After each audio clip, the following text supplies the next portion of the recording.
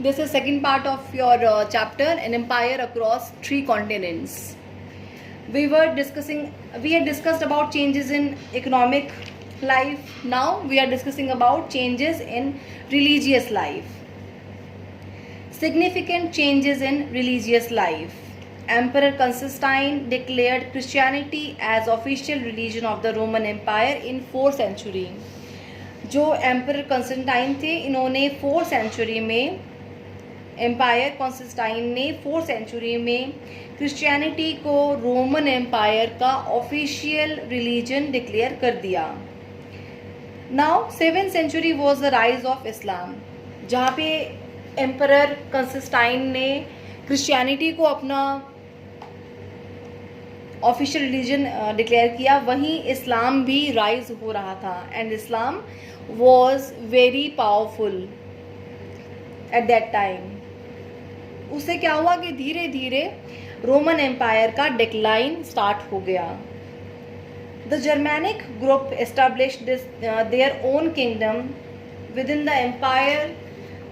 Wars between Rome and Iran in 7th century.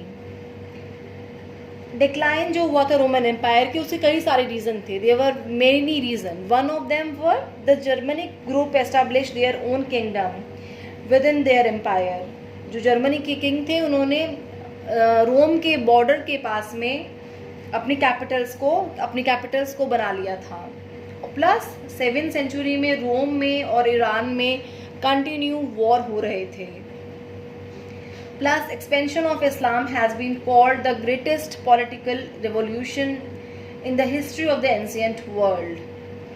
जो इस्लाम का expansion था वो history of the ancient world में सबसे बड़ी ग्रेटेस्ट पॉलिटिकल रेवोल्यूशन कहा जाता है, क्योंकि इस्लाम का जब राइज हुआ तो इस्लाम बहुत ज़्यादा स्ट्रॉन्ग था. इस्लाम के राइज के साथ साथ बाकी सारे एम्पायर एक बार के लिए दब गए थे. इसके अलावा और कई रीज़न कहे जाते हैं कि रोमन एम्पायर के फॉल के बहुत सारे रीज़न थे, रोमन एम्पायर के डिक्लाइन के बहुत सारे रीज़न थे. लेकिन जैसे कि एक छोटा सा रीज़न ये भी था कि उस वक्त प्लेग बहुत फैला था. जो डिजीज़ प्लेग था, एपिडेमिक प्लेग था, बहुत फैला था. तो उसकी वजह से रोम की जो बड़ी पॉपुलेशन थी वो ख़त्म हो गई थी. लेकिन ये सारे जो पॉइंट्स हैं वो इतने इंपॉर्टेंट नहीं है. 3 पॉइंट्स इंपॉर्टेंट हैं कि जो जर्मनी थी वो स्ट्रॉन्ग हो रही थी, रोम और ईरान के अंदर वॉर ज़्यादा हो रहे थे, प्लस एक्सपेंशन ऑफ इस्लाम. ये 3 रीज़न है जैसे कि रोम एम्पायर ख़त्म हो रहा था. Now we have read this chapter, we have discussed every point of this chapter. तो we will revise the points in the last. First heading we have discussed was Roman empire civilisation phase. Roman empire की जब civilisation start हुई थी तो उस वक्त क्या phase थी. Second is difference between Rome and Iran. Rome और ईरान दोनों कंट्रीज के अंदर क्या क्या डिफरेंस रहे थे. Thirdly 3 main players in the political history of the empire. Then Augustan age, then late Roman empire. Next changes effected by the Diocletian, and last was decline of Roman empire and Roman empire. और जो changes थे वो डायक्लिथन के time भी हुए थे और जो चेंजेस थे वो कंस्टेंटाइन के समय भी हुए थे. ये चैप्टर हमने अभी पढ़ा है. अभी तक हम हिस्ट्री के 2 चैप्टर्स को कर चुके हैं.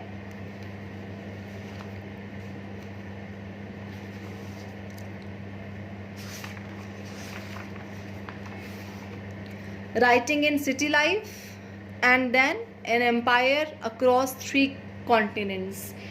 इन चैप्टर्स के नोट्स आप अपने वर्ड्स में बनाएंगे. इन दोनों चैप्टर्स के नोट्स आप चैप्टर को कंप्लीट होने के बाद में आप चैप्टर की रीडिंग अपने वर्ड्स में लगाएं. उसके बाद में आप इन चैप्टर्स के नोट्स बनाएंगे अपनी लैंग्वेज में. Okay, then you will send me too. Okay, आप मुझे सेंड करेंगे in PDF format. Okay, we'll see you in next chapter, Central Islamic Lands. Thank you.